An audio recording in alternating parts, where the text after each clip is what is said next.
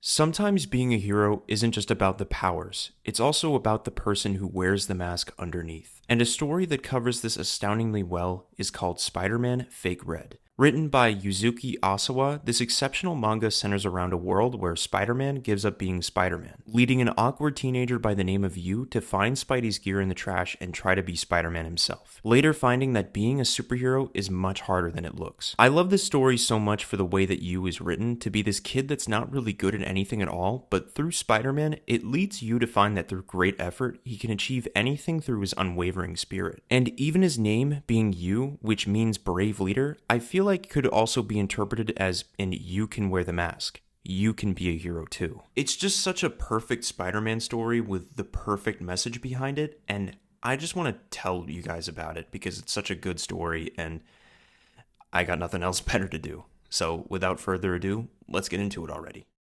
Yu is a kid that doesn't quite do well in school, doesn't have a lot of friends, and pays little attention in school. But the one thing he's exceptionally good at is rock climbing, viewing it as an escape from the stresses of life. As Yu feels like when he climbs, he gets closer to his idol Spider-Man. But after one day of climbing, on his way home, he sees one of his fellow classmates, Toby, getting beaten up in an alley. At first, Yu gets scared and thinks to hide, which naturally, I think really anyone would do the same, or even just keep walking, if anything. But Yu does a double take and sees Toby's face and thinks to himself that he should step in, because Spidey would never hesitate to step in himself. But Yu shamelessly changes his mind because he doesn't want to get beaten up. Once the bullies end up leaving Toby alone, beaten and bruised, Yu tries to talk to Toby, which it ends up just kind of being this shame fest because Toby knew that Yu saw him and just didn't do anything, and Yu feels complete guilt. Thus, Yu feels like a coward and he doesn't really know what to say to Toby, so Toby just walks away. But in the alleyway, he sees that Toby dropped his school ID, so he goes to pick it up, but in the process, he ends up finding a web shooter on the ground. And looking to his side, he sees a full-on Spidey suit. So naturally, Yu takes it home and he at first takes selfies with it to seem cool, thinking it's just some costume for a cosplay. But upon wearing the full suit and using the web shooters, he realizes that this is the real deal. So then naturally, Yu then begs the question, why would the real Spider-Man throw his suit in the dump? And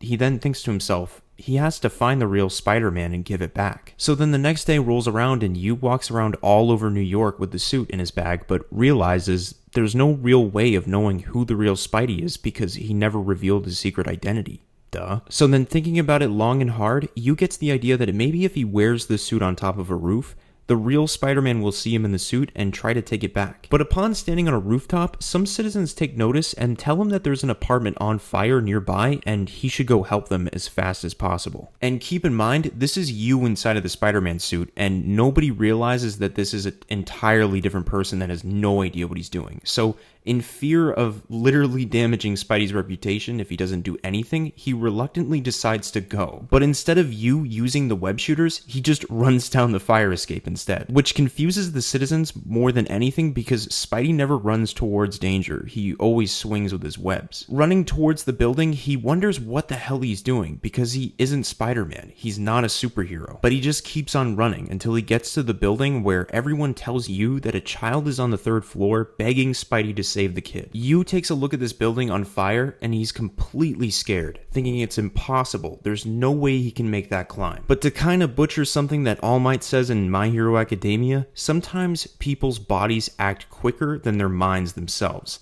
So Yu just leaps towards the first balcony to climb up to the third. Despite becoming scared out of his mind, he continues to climb and makes the deadly leap to the third floor balcony, nearly losing his grip and plummeting to his own death. But even so, Yu manages to climb to the third floor, where Yu finds the kid hiding from the fire in the bathroom tub. After finding the kid, Yu grabs a hold of him and tries to exit downstairs, but the stairway crumbles before them. They then try to head upstairs, but the stairway to the top crumbles as well, and at this point, Yu can barely stand from pure exhaustion. Yu, scared in this hopeless situation, starts to think about a multitude of things, like he's going to die. He starts to think about how he let down Toby, that he's always been a failure, an outcast, and that it's all hopeless, with tears escaping his eyes. But when the boy screams for Spidey, something awakens in Yu as he bursts up with energy and hope to find a new way out. So Yu runs back into the burning apartment and looks over the balcony and thinks that it's too high of a jump. But with the fire drawing nearer and nearer, Yu Yu has no choice because it's do or die. So attaching some webbing to the balcony, Yu leaps hoping the webbing will hold their weight together. However, in mid-jump, a piece of the balcony holding the webbing snaps off. So in a final act of desperation to save the boy, Yu attempts to brace the fall by landing on his back.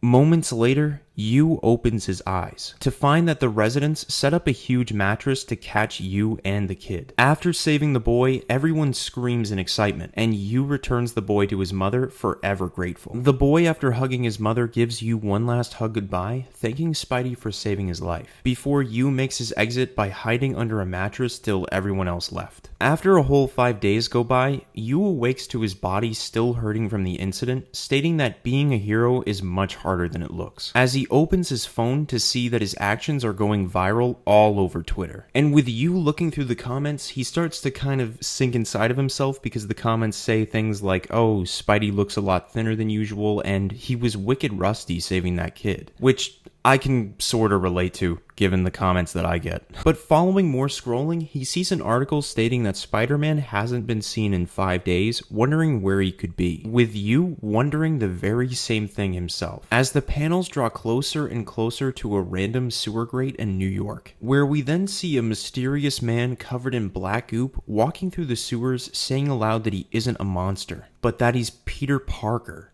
inside of the Venom symbiote, and something horribly wrong has happened to him.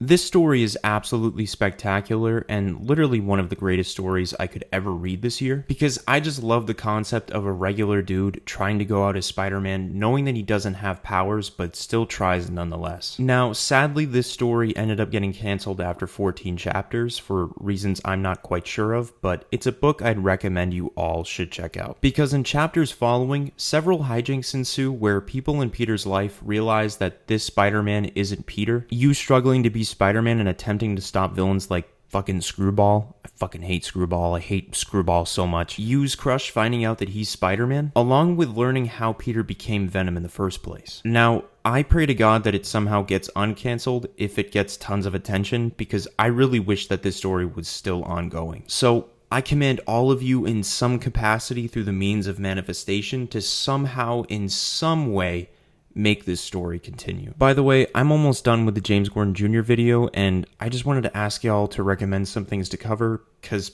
I'm honestly curious to see what stories or topics y'all would like to see me cover. And thank you to all these people that have joined the Mullet-Man clan. We are a clan that is very small, but we will grow over time. I should also announce to people that didn't watch my live stream or any other platform and they just watch my videos that I will be moving in the next 2 to 3 weeks at the time that this video comes out. So if videos are coming out very randomly or they're like not quite the regular format, it's because things are getting stressful and I'm crazy. I'm a crazy little cat. But anyways, that's going to be the end of the video. I hope y'all like this, and don't forget to leave a like and subscribe, and I'll catch y'all on the flip side.